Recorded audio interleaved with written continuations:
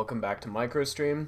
This one is going to be probably pretty quick because I am photographing only two specimens today, but they are remarkable specimens. I'm very excited to get to look at these close up.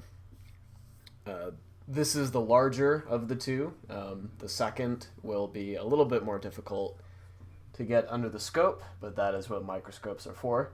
This is a fossil of Cooksonia. Cooksonia is one of the earliest, one of the oldest land plants ever discovered in the fossil record. This is about 423 million years old. And I say one of the earliest. Under most definitions, it is the earliest known currently, although there are other fossils found alongside these, and there are spores that are older. And generally, when we're working with the fossil record, we assume that we're not going to actually know the first occurrence of something because of the very low possibility of anything fossilizing. But nevertheless, this 423 million year old plant is among the oldest that we know of. And their fossils are found all throughout the world. There are many species attributed to the genus Cooksonia. Some may not, in fact, be all that closely related to the other species of Cooksonia. There's a lot of a mess to get into on that front. This one, both of them are Cooksonia pertoni,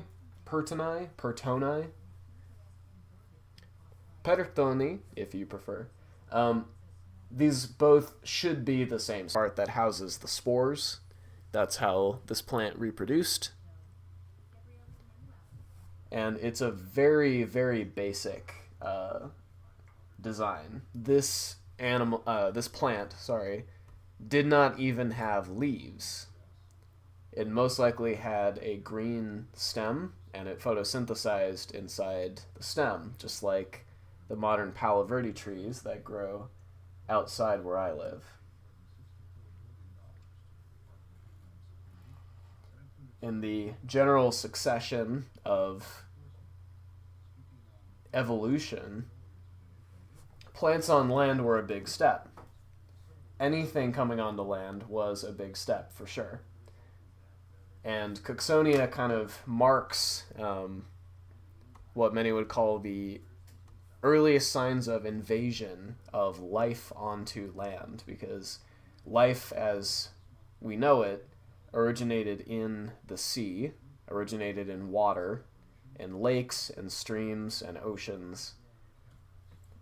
And it took many, many additional tens of millions of years for life to make it onto land. So Cooksonia is one of these very earliest forms that was able to survive in those harsh conditions of early Earth, because if you think about it, so much of what makes the land habitable today is shade, which is mostly produced by plants, right? Soft growth, grass under your feet, that's a plant, so those didn't exist at the time. There was no soil, because soil is decomposed organic matter, and there was nothing else alive on the land at that time. So it was really just bare rock. And Cooksonia is one of the very first organisms that took that move onto land and began breaking down those rocks in a very slow but unstoppable process that eventually led to the Amazon, the giant sequoia forests, the bamboo forests, the savanna, all of these ecosystems that are so famous today.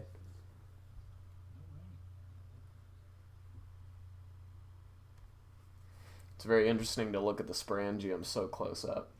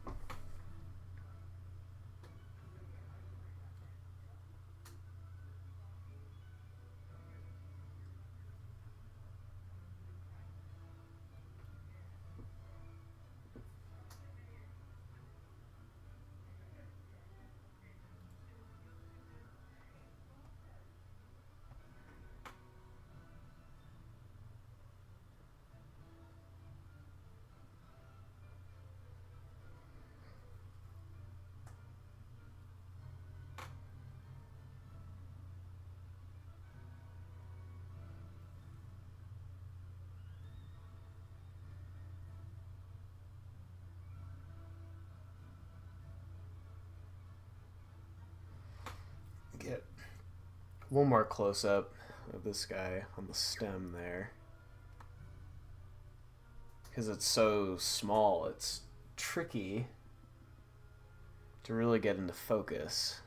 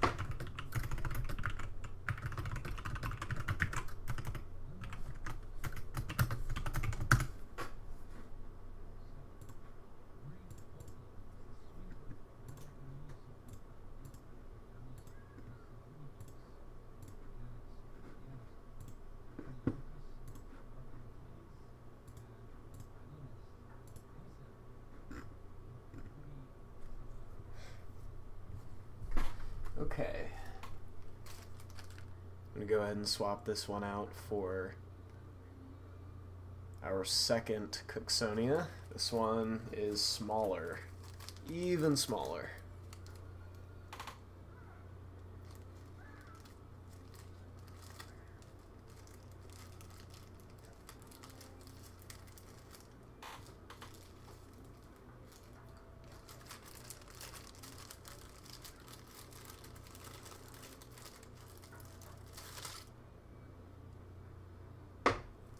See how it looks.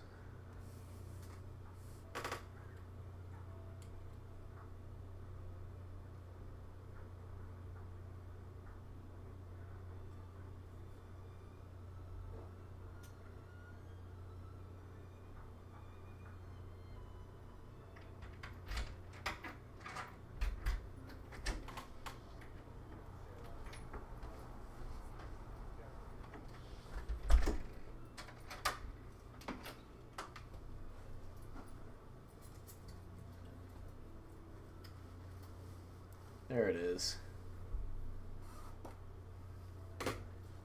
Took a second to find it, it's so small.